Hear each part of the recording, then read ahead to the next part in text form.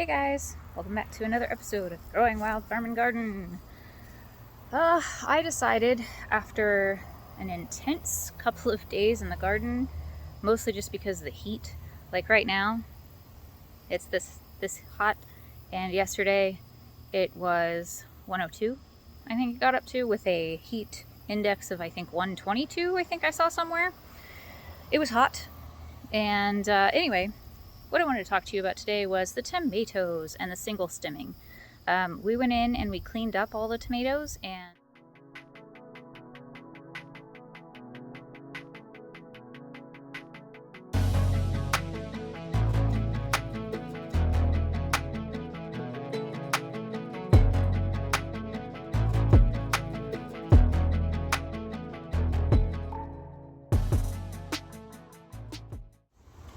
see, this is what happens, is this branch is a fruiting branch, but then it turns into a branch instead of just a fruit.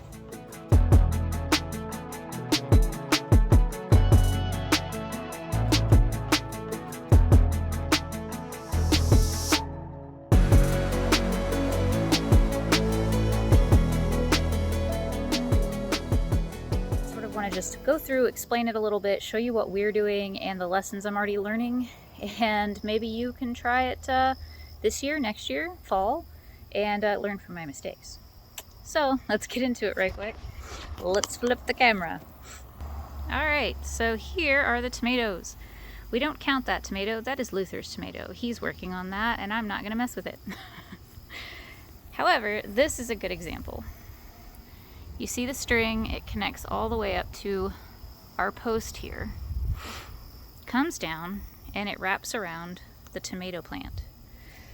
So we typically will make a loose knot around here, and I'm sorry, there's a bug. Okay, I didn't know if it was a bee. We make a loose knot. We don't want to make it too tight because we don't want to strangle the plant, and then we loosely wrap the tomato plant as it grows around this string so that it stands up.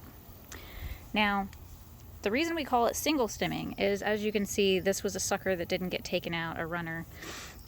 What you're supposed to do is, for the first 18 inches, you take off all the leaves and any branches, which you can see I kind of pruned. I'm not sure it's quite 18 inches, it's more like probably 12, but this allows air to get in here. And then any of these suckers, like this guy, I probably need to take off. I missed him yesterday, but he's got some tomatoes on there. I might leave him just because of that. Maybe that's why I left him. Or no, that's not even that same branch. Nope, that guy, so this guy should come off. So that's a perfect example. This branch should be taken off, and then for each following one, if you go up, you'll see another one here. This little tiny guy right here needs to come off, so I'll just pull him. Okay. There. And then this guy right here, since we're standing here, right?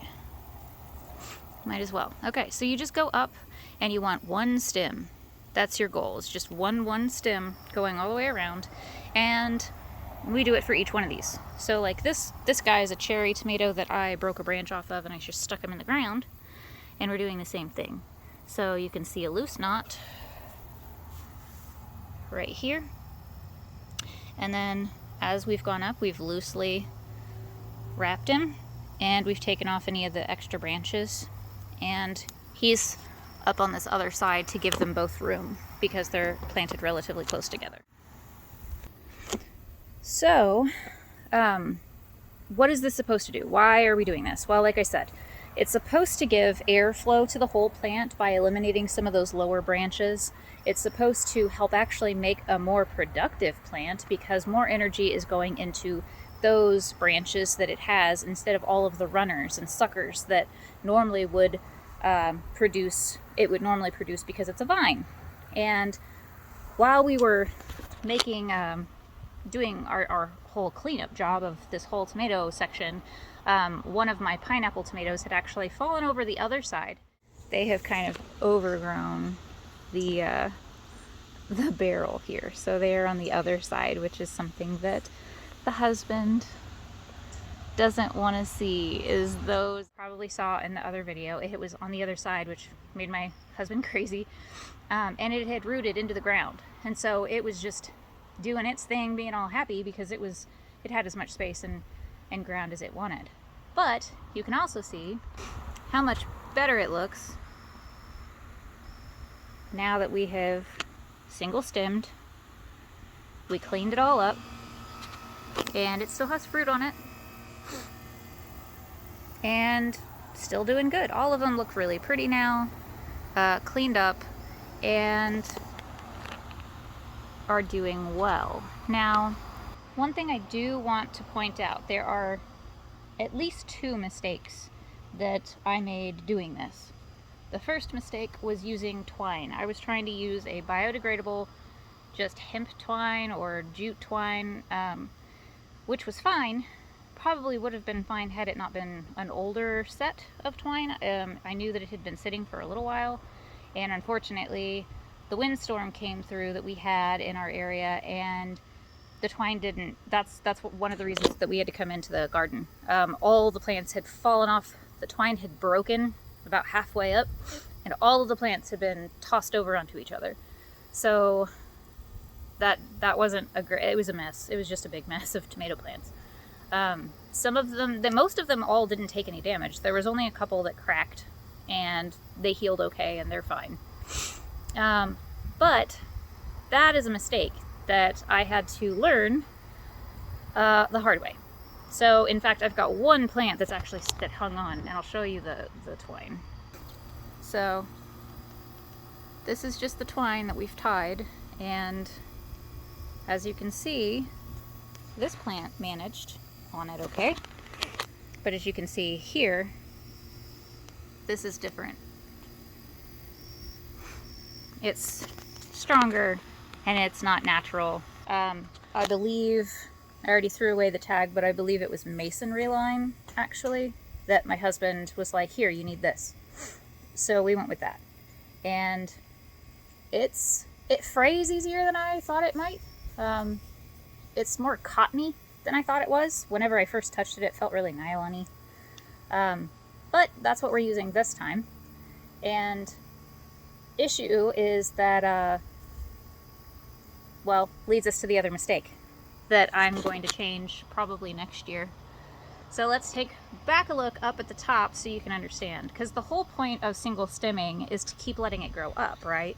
Well, if you notice in some of these, they have reached the top and now they have to go over it. Why is that, you say? Because this is not how it's supposed to be done. It's actually supposed to have hooks where the rope or twine or line that you're using is supposed to wrap around this hook, and then you take the hook off of your stand, and then you unreel some of the twine, rope, line, whatever, and let the plant come down. And then in the dirt here, it's supposed to, like a rope, supposed to just keep going like a rope. And what'll actually happen is, if you know tomato plants at all, you know that they will create more roots along these nodules here. And that's why whenever we picked up that the pineapple tomato, is because it had rooted into the ground. And that's because their vines, they want to grow along the ground, and they will root along any part of that stem. So the whole idea is that as they get to that point of being so tall and you let them down, they will coil around in the drum or on the ground, wherever you've got them, in a bag, however you've decided to do it, and they will actually root, which gives them a little bit more nutrients to keep growing and to do their thing, which powers the growth going up again and the fruit production, etc. So here's another really good example of one of my tomatoes that are already trying to produce roots because it laid over. As you can see, these are those same nodules that I showed you on that other one, but trying to be roots. So they will root very easily if you lay them anywhere near dirt. So I hope that taught you a little something, and maybe you picked up something from my mistakes. One other thing that I would like to share, it's not really a mistake, it's not really a tip, but it is something that doesn't happen unless you single stem, And that is that the flowering branches turn into full-on branches. And that's not good, or it's weird at least. You have to kind of decide at that point, like, are you just gonna let some of that stay, or are you gonna cut it back? Because part of this whole process is to keep it from getting unwieldy. So let me see if I can find one for you so I can give you an example. So a perfect example was on the cherry tomatoes. Okay, so this one, this is a leaf branch. They're normally just supposed to be leaves, but this is starting to look like it wants to be a branch. I don't know if you can see that. Let's see. I'm trying to find a flowering branch that turned into a branch. And we may have cut it off already. But you can see in this tangle of craziness here, I'm pretty sure this isn't exactly normal, as big as this flower droop decided to become. What'll happen though is that one of these little, let me find a different plant to show you. So, as you can see, this is a flowering branch. One of these will actually turn into a full branch, and it'll start trying to grow like a sucker would. And that becomes a problem because the single stemming is to get rid of some of those, but then you don't want to lose fruit. So what do? I've just been cutting it off at the point where the flowers end so that the branch doesn't continue branching, because I don't want it to go sideways. I want it to go up. So next year, what we're probably going to do is I'm going to get those hooks that I'm talking about, and I will leave a description for you, or a link down below for you so that you have an idea of what I'm talking about. I do have an Amazon store, so I'll put them in there too. And I'll be using those this following season so that this doesn't happen where they're trying to go over our big stake, and then I'm either having plants that go like this and then they come down, but then they're going up because of the sun, or I'm having to cut it and then watch them go horizontal again.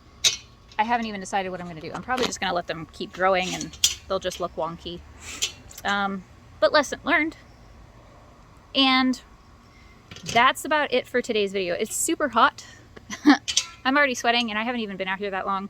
I've already worked out here today and already taken one shower. And I really don't want to take another one. But I hope you enjoyed the video. I hope you learned something. If you have any tips or tricks for me, maybe you've done this before, please, by all means, let me know, because I would love to know if anybody else has done this in a really good way that's worked out really well.